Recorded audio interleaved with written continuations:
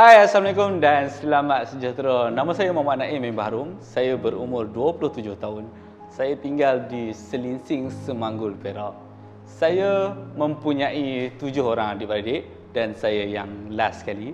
And saya mendapatkan pembelajaran di Sekolah Menengah Kebangsaan Selinsing. Habis saja saya SPM, saya terus lanjutkan pembelajaran saya di Shah Alam dalam bidang mekatronik. Hampir setahun setengah untuk dapatkan pembelajaran tersebut. Kemudian saya pulang ke kampung. Kemudian saya bekerja di industri, saya masuk dalam industri. Saya diterima bekerja di Toyo Tyres, alhamdulillah. Gaji saya di Toyo Tyres waktu tu 1050. Anda kata saya nak dapatkan 1,500, saya perlu kerja overtime. Sehari gaji saya lebih kurang dalam RM36. Okay. Kemudian selepas setahun setengah saya bekerja di situ, kemudian saya berfikir, anda kata saya terus bekerja di sini, saya akan berlawan ataupun saya akan fight untuk dapatkan jawatan sebagai leader ataupun supervisor dekat itu, dan saya perlu bersaing hampir 100 orang ataupun 150 orang untuk dapatkan jawatan tersebut. Kemudian saya decide untuk berhenti dan saya ambil risiko untuk berhenti kerja. Kemudian saya merantau di Kuala Lumpur. Waktu di Kuala Lumpur, alhamdulillah saya dapat kerja. Di Kuala Lumpur saya dapat sebagai pencuci bangunan. Waktu tu gaji di Kuala Lumpur sebagai pencuci bangunan sehari RM80. Hampir 6 bulan saya bekerja di situ. Kemudian saya dapat tawaran di offshore Kemaman. Hasil daripada dengan company yang sama, saya dapat tawaran di Kemaman. Kemudian salah seorang bos saya yang ada kat situ, dia tegur saya, nasihatkan saya. Dia kata saya pergi ke Kemaman waktu tu, apa-apa jadi yang dekat darat ni saya tak boleh nak balik. Apa-apa jadi, anda kata ayah saya sakit, mak saya sakit, apa-apa yang jadi saya tak boleh nak balik ke darat. So saya tolak tawaran untuk pergi ke offshore Kemaman. Kemudian saya buat keputusan untuk balik kampung. Sampai kampung saya buntu, tak tahu nak buat kerja apa. Okay. Kemudian arwah ayah saya sarankan saya untuk pergi minta kerja dengan adik-beradik saya yang seorang ni. So nama dia Jamil dan dia tinggal di Kedah. So saya minta tolong dia. Alhamdulillah saya diterima kerja dengan dia sebagai accountant tak bertauliah dia. So accountant tak bertauliah ni, saya jaga resit dia, saya jaga duit keluar masuk dia, apa-apa aktiviti berkenaan dengan duit syarikat saya jaga.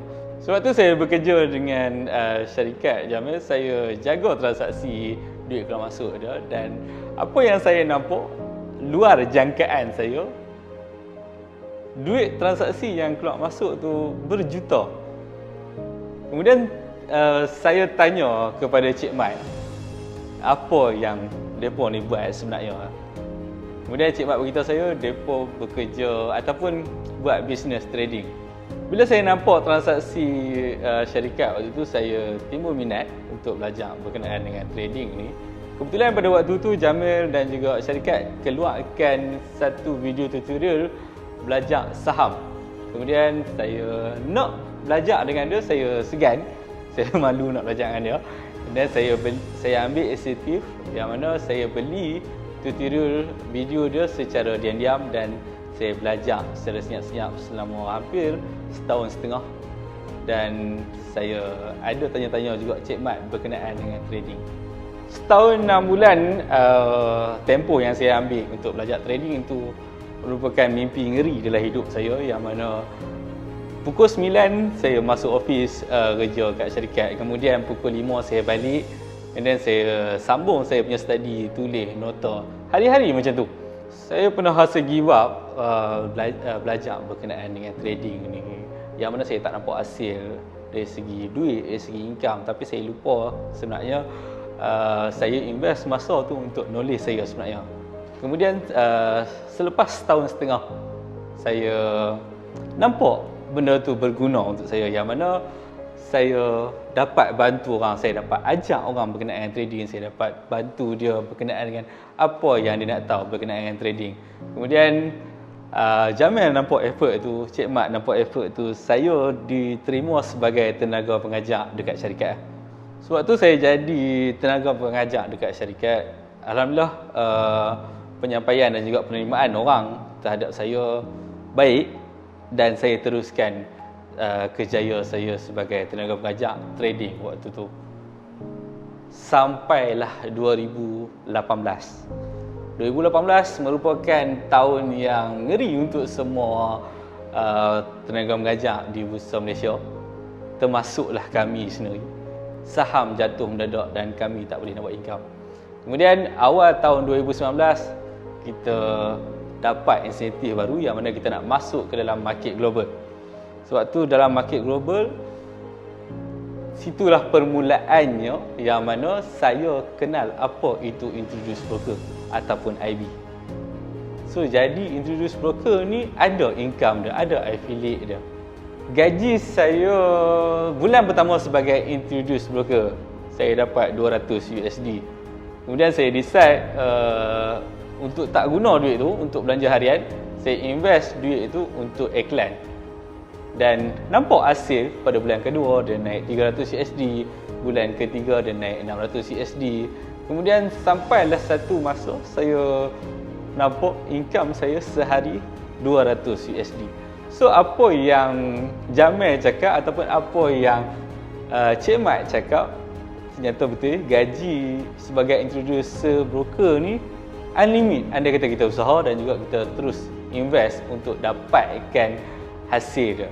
Sebagai manusia biasa, saya pun mempunyai impian macam anda semua. Saya nak bawa family saya ataupun ibu bapa saya menunaikan umrah bersama-sama dengan saya. Alhamdulillah saya dapat rezeki lebih dan saya mampu bawa mereka pergi. Tapi malangnya saya hanya sempat bawa ibu saya saja, yang mana ayah saya tak sempat saya bawa.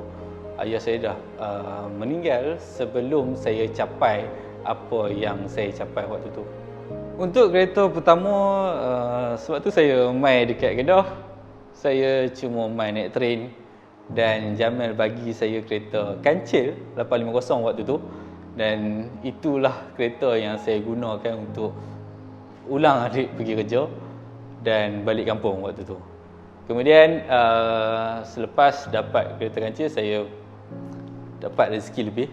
Saya beli Vios dan saya guna hampir setahun Vios tersebut. Kemudian saya jual dan saya beli Audi A5. Firstly, saya nak kereta GT 500 ataupun rumah pertama saya, rumah semi-D. Awal 2022, alhamdulillah, rumah dan juga kereta yang saya impikan tu saya dapat pada tahun tersebut. Kereta GT 500 yang berharga hampir 300,000 saya beli dengan cash, dan bila saya dah beli dengan cash, untuk loan rumah pula jadi masalah dekat situ. So saya tak boleh nak apply loan yang tinggi dan pihak bank hanya bagi kad saya lebih kurang dalam 60% saja kelulusan, dan saya perlu keluarkan hampir 300,000. Rumah yang saya apply tersebut hampir 1 juta. So saya nak juga rumah tersebut dan saya keluarkan down payment sebanyak hampir 300,000 pada pihak bank, dan loan saya lulus, dan itu adalah rumah pertama saya. So untuk anda yang di luar sana tu, apa yang saya boleh katakan, untuk berniaga ni bukan senang ataupun mudah yang anda lihat di media sosial. So dia perlu lalu jalan-jalan yang anda kata kita mengalah, kita tak dapat result dah. So untuk anda cekal dan juga teruskan, InsyaAllah ada effort, ada kejayaan. So next goal saya just nak hidup yang biasa, dan juga ke mana yang saya nak pergi, saya boleh pergi. Okay. So itu saja saya punya target next. So bukan mudah nak jadi introducer broker, bukan mudah nak jadi apa yang kita dapat sekarang. Orang lain nampak apa yang kita ada sekarang ni dengan hasil mungkin beranggapan setahun 2 tahun buat kerja. Tapi hakikatnya saya start 6 tahun ataupun 7 tahun yang lepas. Okey, barulah tahun lepas ataupun tahun ni saya nampak hasil dah. Bukan senang nak senang, dan apa saja yang kita buat mesti ada cabaran, dan berniaga ni bukan senang seperti yang anda tengok di media sosial lah. Okey, sesusah dia, liku-liku kehidupan dia yang dia nak struggle, nak berjaya, kita tak tahu macam mana. Okey, so saya nasihatkan kepada anda yang baru nak mula bisnes ataupun nak jadi introducer broker, jangan mudah give up dan juga buat sampai jadi. InsyaAllah akan ada hasil.